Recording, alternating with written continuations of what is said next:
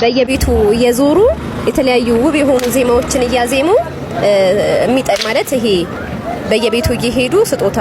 ወይም ደግሞ የተለያዩ ነገሮች እንዲበረከትላቸው የሚጠይቁ ልጆች እያዘሉ የሚመጡ እናቶች አሉና እኛ በተለምዶ ላሊበላዎች መጡ ተብሎ ነው የሚጠሩትና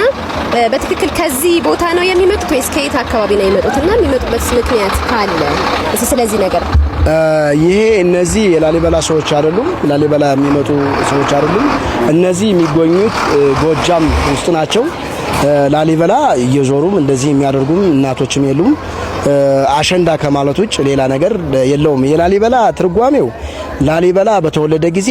ነጫጭ ንቦች ይሰፍሩበት ነበርና እናቱ ኬሮይና እንደሚነግስ ስለምታቀው በራእይ ስለተገለጸለት ላሊበላ ብላች አወጣችለት ላሊበላ ማለት ማር ይበላ ነው ላል ማለት በአገው ቋንቋ ማር ማለት ነው ይበላ ማለት በላ ከሚለው ቃል ጥሬ የተወሰደ ሲሆን ላሊበላ ማለት ማር ይበላ ማለት ነው እና የላሊበላ ጥሬ ትርጉሙ ይሄ ነው እንጂ እናቶች እየዞሩ እያዜሙ እንደዚህ ለቤት የሚሄዱት እነሱ ላሊበላን አይወክሉም ከዚህም አይደሉም አንዳንድ የተሳሳቱ ሰዎችም የሚገልጹት ይሄ ከእውነት የራቀ ነው እነዛ አካባቢ የሚገኙት ወደ ጎጃም ነው ይሄ ላሊበላ ቅዱስ ላሊበላ ምን እንደምናቀው ታሪኩም ገድሉም እንደሚናገረው ላሊበላ ማለት ማር ይበላ ማለት ነው እና